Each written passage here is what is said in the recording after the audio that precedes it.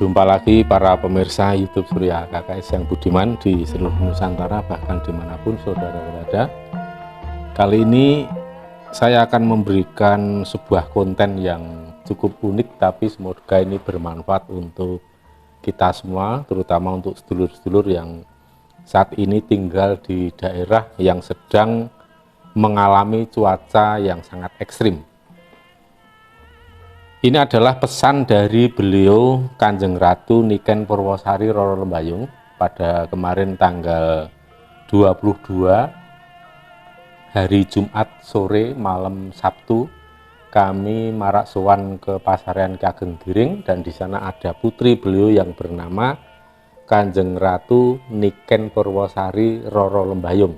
Beliau ini siapa ya? Sebelum kita membahas apa yang menjadi pesan beliau, saya akan perkenalkan dulu beliau ini siapa, sehingga nanti para pemirsa yang belum begitu paham bisa lebih mengenal leluhur agung salah satu dari Mataram ini.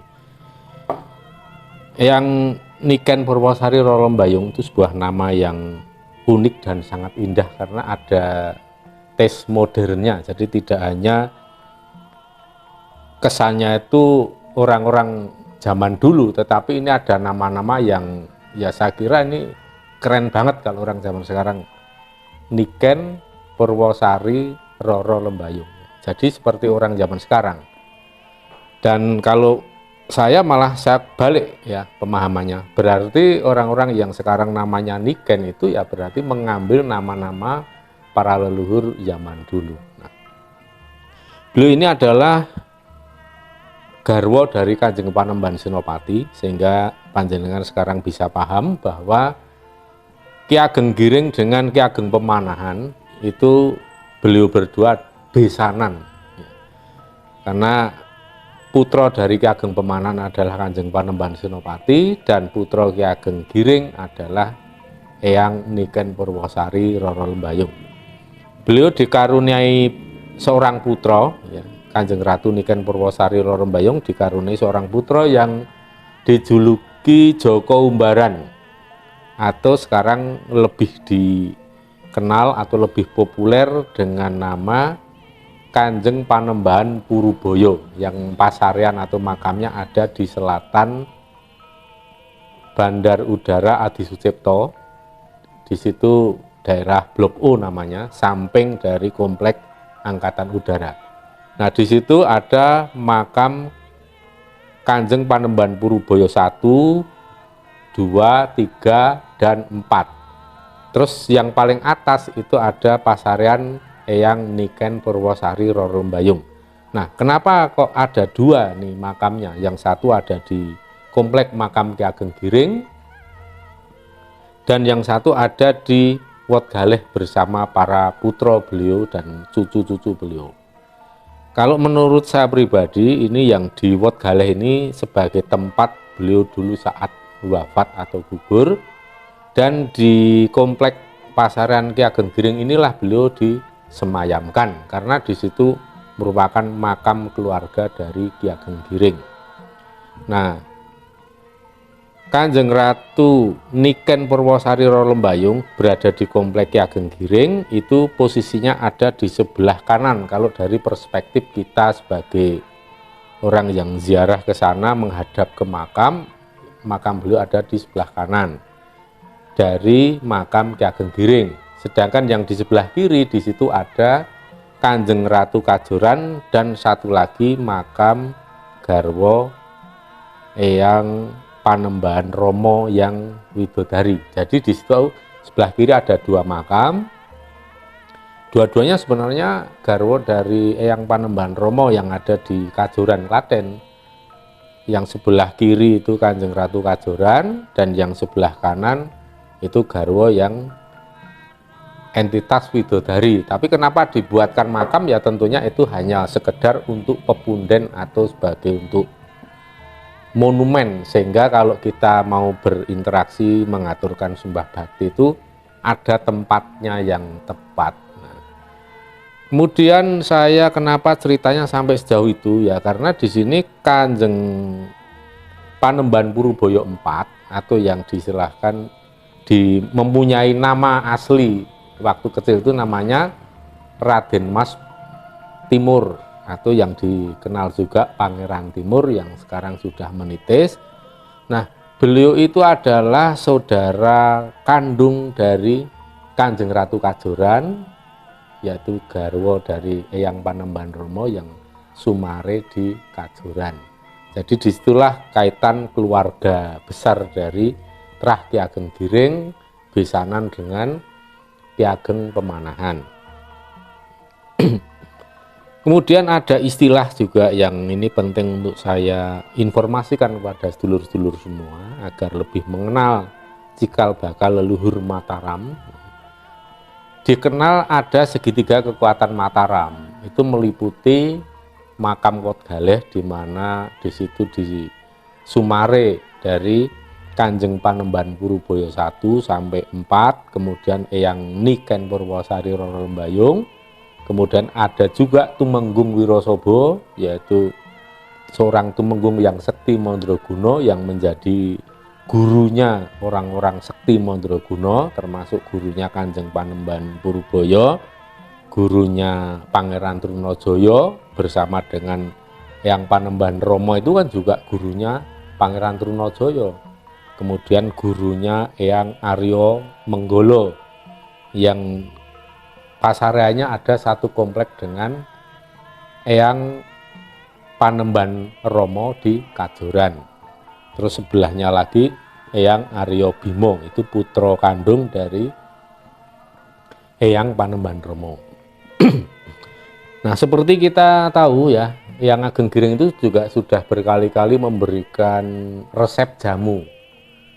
Ketika kita melalui saat-saat atau kondisi yang cukup berat, Ki Ageng Giring memberikan resep jamu seperti tutorial yang sudah saya sampaikan di video sebelumnya tahun lalu, dan itu ada hubungannya dengan penyakit yang dibawa oleh udara atau ya lebih volatile lah istilahnya. Itu ya bisa berupa bakteri atau berupa virus. Nah, maka resepnya seperti itu, cukup komplit. Maka dengan demikian sangatlah masuk akal. Buah tidak akan jatuh jauh dari pohonnya. Maka Kanjeng Ratu Niken Purwosari Roro Lembayung atau Eyang Niken Purwosari ini juga memiliki keahlian dalam meracik jamu. Ki Ageng Giring sebagai ayahanda beliau itu kan terkenal juga ahli dalam pengobatan. Pada saat beliau masih hidup dengan raga maupun pada saat sekarang setelah beliau menjadi leluhur, ternyata keahliannya tidak hilang dan tidak luntur, dan sudah menolong menyembuhkan banyak orang yang maraksuan ke pasarean Ki Ageng Giring, mendapatkan pengobatan, mendapatkan petunjuk jamu apa yang harus diminum, bisa juga ngelorot sekarnya untuk mandi, kemudian minum air degan atau kelapa muda, kadang juga kepalanya terbentur pintu masuk yang pendek itu semua adalah proses pengobatan yang diberikan secara langsung oleh beliau Ki Ageng Giring. Termasuk juga saat beliau memberikan dawuh berupa resep yang harus diminum supaya kita tetap sehat dan terhindar dari berbagai macam musibah yang ditimbulkan oleh penyakit, baik itu bakteri maupun virus. Nah, ilmu itu tidak jauh jatuh ke putra beliau yang bernama Eyang Niken Purwosari Roro Lembayung. Beliau seorang wanita yang agung, wanita yang suci, yang sangat sabar, sehingga ketika kita masuk ke makam beliau,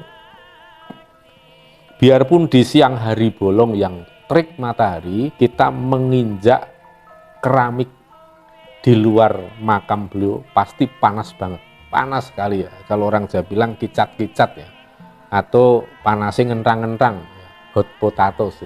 Nah, kalau kita sudah masuk ke dalam makam beliau yang berada di dalam pagar, itu mengagetkan. Rasanya kita masuk ke dalam kulkas, jadi sejuk, fresh, lantainya pun dingin banget. Nah, ini anehnya, padahal sama-sama di atasnya tidak ada atap, artinya ya terkena terpaan sinar matahari yang terik secara langsung. Ini keajaiban yang bisa dibuktikan ketika panjenengan langsung marak sowan ke sana. Jadi keajaiban itu tidak usah jauh-jauh ke tanah seberang. Ya. Leluhur kita itu banyak menyajikan, memberikan bukti bahwa para leluhur kita itu luar biasa dan sangat istimewa. Banyak keajaiban yang beliau berikan dan sampai sekarang masih kita bisa manfaatkan dan nikmati atas semua jerih payah, laku tirakat dan prihatin para leluhur di masa beliau hidup, sehingga banyak dharma. Itu yang kemudian membuat tataran kemuliaan para leluhur itu tinggi sekali dan memiliki keistimewaan yang luar biasa. Nah, sekarang langsung saja to the point.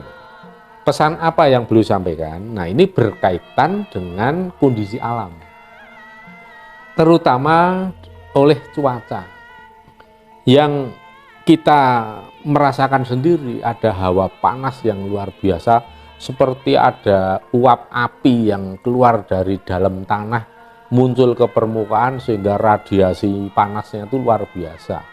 Baik di dalam rumah maupun di luar ruangan kita merasakan panas yang benar-benar luar biasa. Kita seperti hidup terpanggang di atas api. Ya, ini tidak berlebihan, tidak metafor juga hiperbola enggak, tapi memang ini faktanya seperti itu, dan terutama di seluruh jalur Pulau Jawa ke timur dan ke barat. Mungkin kalau di daerah Kalimantan, Sulawesi, Sumatera bagian tengah, barat ke utara mungkin lain lagi cuaca, karena kan di sana ada di bentang garis halus Katulistiwa ke utara, sedangkan kita posisinya ada di selatan Katulistiwa, merasakan panas yang luar biasa. Dan ini seperti benar-benar membuat kering bumi. Nah, ini tentu saja bukan tanpa efek. Kita sebagai jagat kecil tentu juga akan merasakan efek atau akibat yang ditimbulkan adanya fenomena panas bumi dan panas dari matahari yang dahsyat, yang sepertinya panas dari bawah dan dari atas itu bahu-membahu untuk menggodok dan menggoreng umat manusia dan seluruh makhluk. Tapi saya lebih percaya bahwa bangsa binatang itu lebih mampu bertahan daripada bangsa manusia, karena bangsa binatang itu selalu selaras dan harmonis dengan alam. Sedangkan manusia seringkali melawan hukum alam dikarenakan oleh pola pikir yang sempit, pola pikir yang sudah teracuni oleh paham-paham dari luar. Maka Eyang Niken Purwosari Rolombayung ini menyodorkan cara yang bijaksana bagaimana kita harus menghadapi semua ini dan kembali ke kearifan lokal supaya kita lebih mudah selaras dengan alam semesta, sehingga kita akan mudah meraih keselamatan dan keberuntungan. Kali ini Kanjeng Ratu Niken Purwosari Rolombayung juga sudah memperingatkan bahwa keadaan alam itu akan berat sekali, termasuk adanya hawa panas seperti ini tadi, dan juga seperti yang sudah disampaikan oleh beberapa leluhur agung mulai 1 tahun yang lalu, bahwa nanti tahun depan, yaitu tahun ini, kondisinya akan berat sekali. Berat itu ya kondisi alamnya, ekonominya, dan lain-lainnya. Jadi semuanya membuat hidup ini menjadi terasa berat, kecuali bagi orang yang DDB Sumende yang mendekatkan diri di bawah naungan bimbingan dan asuhan dari para leluhur, tentu akan merasakan lebih ringan. Jadi kondisi seburuk sepahit apapun akan selalu dilewati dengan mudah dan bisa merasakan anugerah agung yang diberikan oleh alam semesta, sehingga ada istilah tansah nyandung nyampar sekar cempaka mulya, selalu mendapatkan kemuliaan hidup. Nah, ini salah satu maksud dari Kanjeng Ratu Niken Purwosari Rolombayung. Nah, ini beliau memberikan salah satu resep jamu yang handal sekali, ini yang sudah sangat familiar di masyarakat Jawa. Tapi nanti ada ya sesuatu yang unik yang nanti akan saya sampaikan pada pemirsa. Jangan skip-skip ya, nanti kalau skip-skip video nanti tahu-tahu panjenengan banyak tanya padahal isinya sudah ada saya jelaskan semua, jadi saya malas menjawab, kadang sok gemes gitu kalau ini sudah dijelaskan gamblang di video masih ditanyakan lagi. Saya juga tidak ada asisten untuk menjawab lagi. Nah, jadi begini pemirsa, waktu kemarin kami nyekar ke Ki Ageng Giring dan kemudian dilanjutkan ke Kanjeng Ratu Niken Purwosari Roro Lembayung. Pada saat kami masuk ke makam beliau dan bersiap untuk nyekar, kami sudah menghaturkan sembah bakti seperti ini, tapi belum nabur bunga. Tiba-tiba saya mencium bau beras kencur, tapi enak sekali, seger sekali beras kencurnya, dan ini aneh, ada rasa harum aroma apa saya bingung waktu, tapi ini jelas ini beras kencur ini. Nah, dari situ akhirnya kemudian yang lain mencoba untuk konsentrasi dan benar, akhirnya banyak yang mencium aroma itu, dan akhirnya kami ajak anak-anak semua yang ikut, rombongan yang ikut untuk tarik napas panjang, tahan, kemudian keluarkan. Ini tujuannya apa? Ya kita ngalap berkah, kita itu memanfaatkan pemberian leluhur yang berupa beras kencur tadi, walaupun aroma dan bau, tapi saya yakin itu inti sarinya yang mau diberikan pada kita semua yang saat itu khususnya yang hadir, yang ikut marak sowan, sehingga kami menyerap inti sarinya. Jadi tidak minum fisiknya, tapi kita menyerap inti sarinya. Ini seperti yang leluhur lakukan, seringkali makan atau minum itu ya yang diambil inti sarinya. Nah, para pemirsa, setelah kami selesai nyekar, kemudian benar beliau kemudian menyampaikan sesuatu, bahwa saat kami datang itu ternyata beliau memang benar-benar sudah menyiapkan membuat minuman atau jamu beras kencur untuk menyongsong menyambut kami semua yang malam itu marak sowan. Ya, artinya ya Kak, kami datang ke sana itu benar-benar akan diparingi jamu supaya sehat seger waras, sehat bergas waras, kalis ing rubeda nirsambekala, karena kita akan melewati situasi kondisi alam yang semakin berat. Jadi walaupun saat ini berat, kemungkinan masih akan lebih berat lagi. Tapi mudah-mudahan seluruh makhluk diberikan keselamatan dan karahayon. Nah, untuk resepnya ini yang beda banget ya para pemirsa. Ini resepnya kalau saya hitung ada terdiri dari 1, 2, 3, 4, 5, 6, 7, 8. Jadi ada 8 bahan. Bahannya apa saja? Ya, ini akan saya jelaskan satu persatu, langsung melihat bahannya supaya pemirsa juga bisa paham.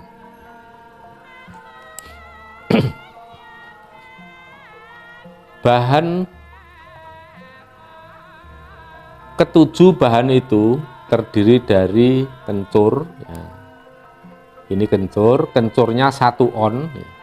Oh ya, ini saya jelaskan dulu. Ini merupakan racian untuk 1 paket. 1 paket ini ya kira-kira airnya segelas besar ya.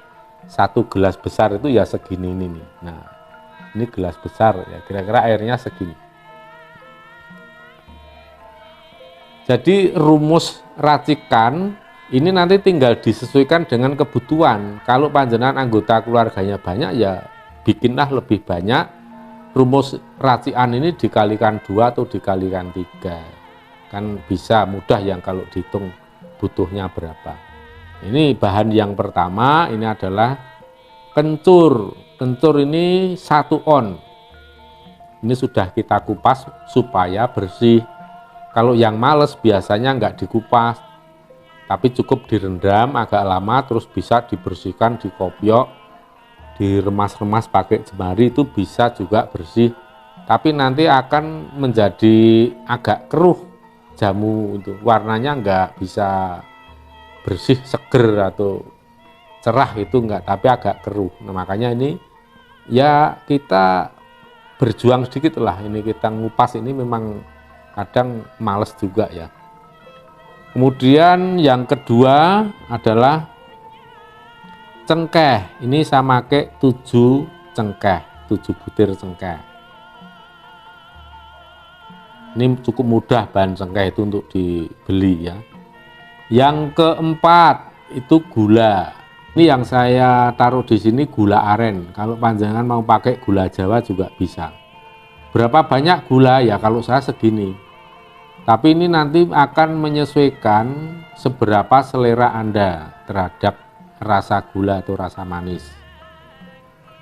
Bahan yang keempat, beras.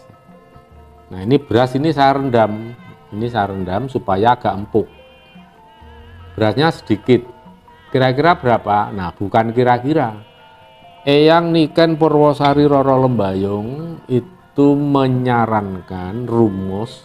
Jadi kalau kencurnya 1 on, maka berasnya sebanyak 37 butir.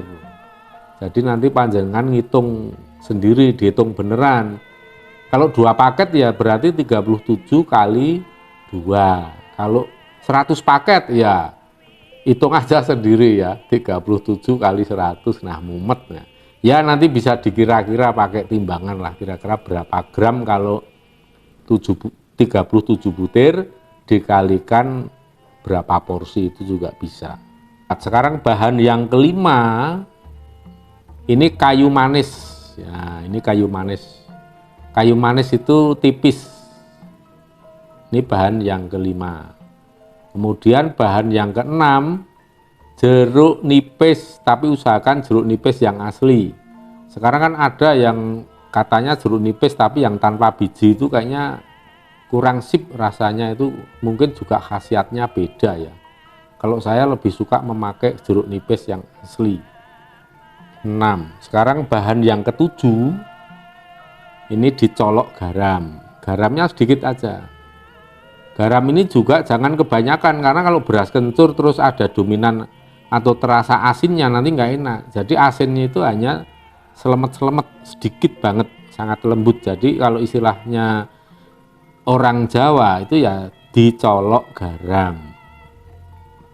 Walaupun minuman itu manis atau getir, itu kalau dicolok garam nanti efeknya akan menimbulkan rasa yang gurih dan lebih nikmat. Penghidup rasa istilahnya begitu. Ini di sebelahnya ini apa, ini yang seperti kayu manis. Nah, ini yang hati-hati panjenengan memilih. Ini saya ambil ya, ini kecil. Ini ada 2, tapi yang nanti saya pakai hanya 1 karena ini aromanya cukup keras. Ini namanya mesoyi. Nah, mesoyi itu seperti ini.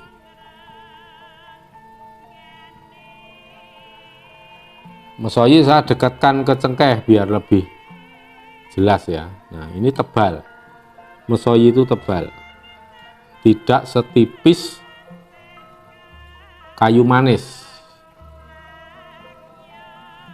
Ini baunya itu kalau dicium itu di kepala saya itu yang muncul itu mengimajinasikan kue bolu yang enak banget itu loh, bolu yang telur dan tepung yang model kuno itu kan baunya khas mesoyi, yaitu yang sering dipakai bahan tambahan untuk mengharumkan dan menambah rasa yang nikmat.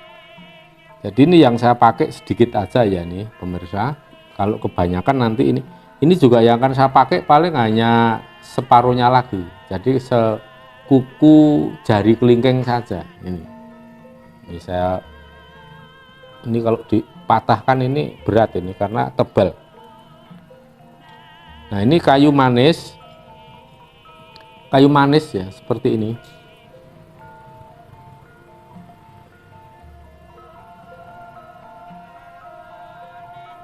Kayu manis ini tipis, beda banget dengan mesoyi. Ini jangan salah ya. Nanti kalau belinya di mana, nanti di akhir video nanti saya syuting ya saat saya belanja di mana dan taksiran harganya ada di situ. Ya ini sudah cukup bahannya, jadi ada 8 macam, saya ulang lagi ya. Nomor 1 kencur, kemudian cengkeh, gula aren atau gula Jawa, beras, kayu manis, mesoyi, jeruk nipis, dan sedikit garam, dicolok saja. Nah sekarang kalau ada pertanyaan, misalnya gula Jawa atau gula arennya diganti dengan madu, boleh nggak? Ya boleh, bisa boleh kalau memang panjenengan menginginkan itu diganti dengan madu, boleh, karena itu sebagai pemanis juga, khasiatnya juga ada. Atau misalnya saya diabetes misal, terus kalau pakai gula yang khusus diabetes boleh nggak? Ya boleh. Tapi kalaupun misalnya panjenengan mengikuti dari resep ini, tentunya kan juga tidak asal-asalan ya, asal mencari rasa manisnya, tetapi kan ada kandungan yang sangat positif dalam kandungan gula Jawa, karena itu kan terbuat dari nira pohon kelapa. Ya sebaiknya sesekali bolehlah untuk dicampur gula Jawa, asalkan jangan kebanyakan, ya sedikit saja agar memenuhi syarat seperti yang diperintahkan oleh Eyang Niken Purwosari Roro Lembayung.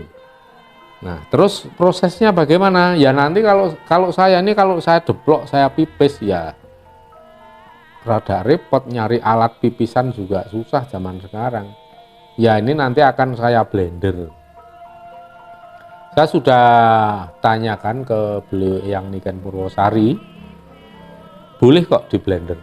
Nah nanti setelah ini semua di blender, baru kemudian ampasnya diambil, disaring. Jadi nanti dituangkan lagi ke dalam gelas dan ampasnya disaring. Nah yang diminum jangan sama ampasnya, cukup airnya saja.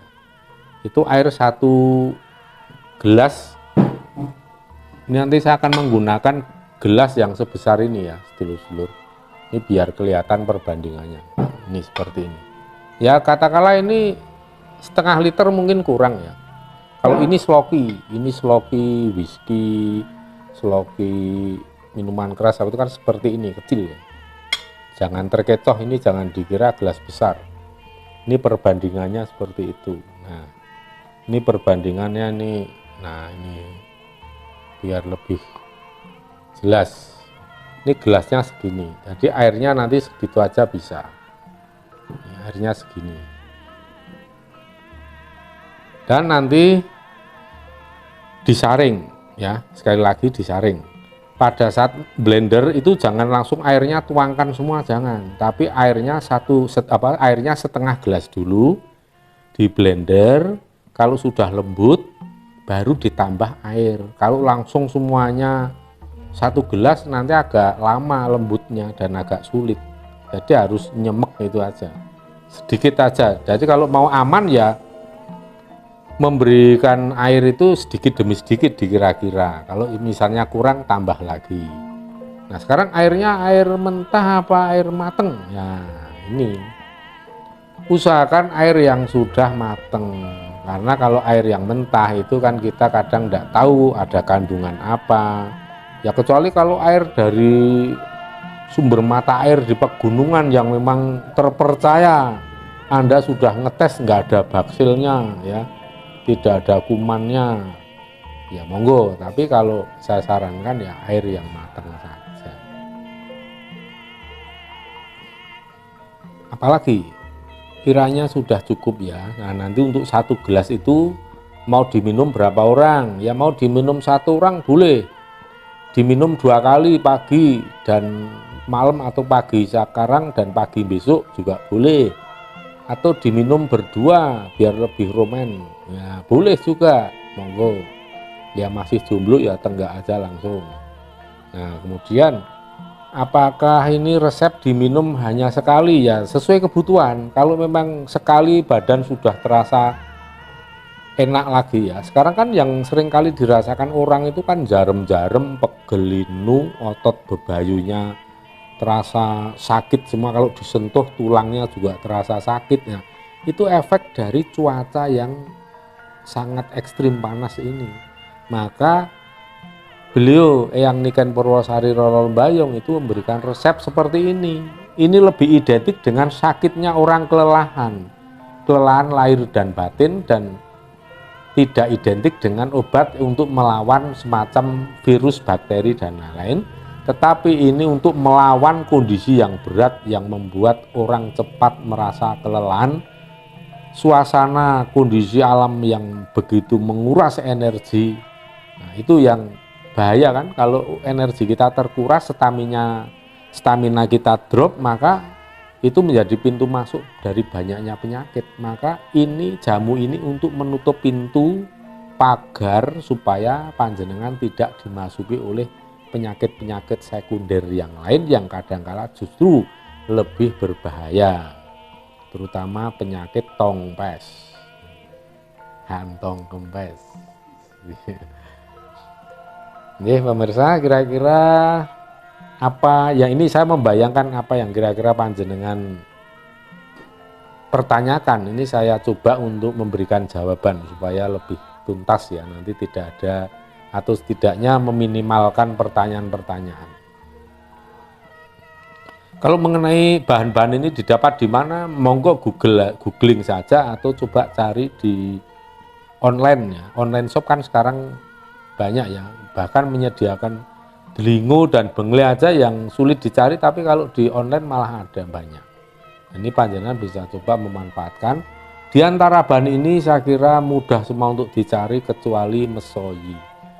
Kalau itu bisa saya sarankan di toko kue, toko roti, atau toko bahan-bahan.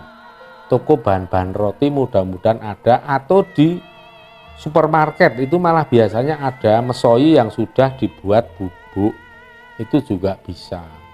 Nah, itu malah lebih mudah kalau memang ada mesoyi bubuk atau cengkeh bubuk, kayu manis bubuk, kencur bubuk ya.